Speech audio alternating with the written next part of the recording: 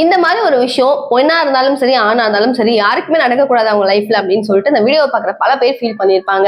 So உங்களுக்கு டெப்தா இந்த video பத்தி ஒரு டீட்டெயிலா சொல்றேன். ஒரு பையனுக்கு வந்துட்டு என்ன ஆகுது அப்படின்னா அம்மா வந்து எரிஞ்சு சாம்பலாயிடுறாங்க. இன்னொரு பக்கம் ரொம்ப ஆசையா கல்யாணம் பண்ண 4 மாசத்துக்கு முன்னாடிதான் கல்யாணம் பண்ண அவங்க மனைவி ஜெயிலுக்கு போயிடுறாங்க. சோ பின்னணியில என்ன நடந்துச்சு பேசலாம். சோ நீங்க பாத்துருக்கிறது கல்கரை நியூஸ் என்ன தீபிகா. ஆக்சுவலி அங்க நடந்த விஷயம் என்ன அப்படின்னா விழுப்புரம் மாவட்டத்துல ஒரு பொண்ணு இருக்காங்க ஸ்வேதா. சோ அவங்கள பயங்கரமா சின்சியரா லவ் பண்றாரு கருணாமூர்த்தி அப்படின்னு ஒரு நபர். சோ 2 பேரும் லவ் பண்ணிட்டு இருந்திருக்காங்க. அண்ட் 4 மாசத்துக்கு முன்னாடி தான் கல்யாணமும் ஆயிருக்கு.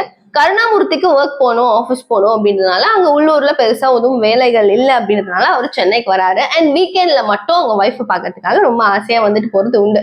சோ இதுதான் வந்துட்டு கடந்த 4 மாசமும் நடந்துட்டு இருக்கு. இந்த கேப்ல என்ன ஆகுது அப்படின்னா ஸ்வேதாவுக்கு ஆப்போசிட் வீட்டுல இருக்கிற சதீஷ் அப்படின்ற இன்னொரு நபர் மேல வந்துட்டு ஒரு ஈர்ப்பு வந்திருக்கு. ஸோ விர்ச்சுவலி அவங்களுக்கு என்ன நடக்குது அப்படின்னா ஏதோ ஒன்று நடந்துருச்சுங்க. ஸோ இது வந்து இல்லீகல் ரிலேஷன்ஷிப்பா மாறி இது ஒரு பெரிய பஞ்சாயத்தாவே மாறுது. கருணாமூர்த்தியோட அம்மா ரமணி இந்த விஷயம் எல்லாத்துமே கவனிச்சுட்டு இருந்திருக்காங்க. இவன நம்ம பையன் வந்து வெளில போய் கஷ்டப்பட்டு இருக்கான், யாருக்காக பாடுறான், இவனை இவ்வளவு தப்பு வேலை எல்லாம் பார்த்துட்டு இருக்கா அப்படின்னு சொல்லிட்டு போய் அவங்கள வார்ன் பண்ணியிருக்காங்க.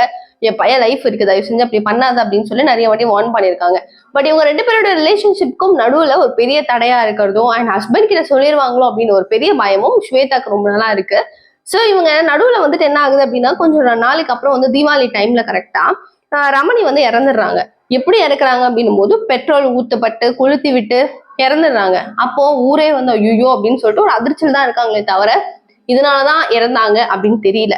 அண்ட் ரீசெண்டா இந்த விஷயம் வந்து ரொம்ப தப்பா இருக்கு அப்படின்னு சொல்லிட்டு ரமணியோட சின்ன மகன் வந்துட்டு கம்ப்ளைண்ட் ரைஸ் பண்ணியிருக்காரு. ஸோ போலீஸ் விசாரிச்சதுக்கு அப்புறம் தான் தெரியுது இது ஒட்டுமொத்த விஷயத்துக்கும் ப்ராப்ளம்க்கும் ஒரே ஒரு ஆள் தான் காரணம், தட் இஸ் ஸ்வேதா. ஸோ ஸ்வேதாவை கூப்பிட்டு விசாரிக்கும் போது தான் தெரியுது எங்க 2 பேருக்கும் நல்ல ஒரு ரிலேஷன்ஷிப் இருந்தது. அது எங்க அத்தைக்கு தெரிஞ்சிருச்சு. அவங்க வார்ன் பண்ணாங்க. பயத்துல நான் என்ன பண்ணதுன்னு தெரியாம வீட்டுல மண்ணெண்ணை ஊத்தி நானே கொளுத்திட்டேன் அப்படின்னு சொல்லியிருக்காங்க. எவ்வளவு கேவலமா இருக்கு அது கேட்கறதுக்கு. சத்தியமா ரொம்ப கேவலமா இருக்கு. அந்த பையனுடைய நிலைமை யோசிச்சு பாருங்க. அம்மாவுக்கு அம்மாவும் போய் கல்யாணம் பண்ணி பொண்டாட்டியும் நினைச்சு பொண்டாட்டியும் போய் எவ்வளோ ஐயோ நினைக்கவே கொடுமையா இருக்கு.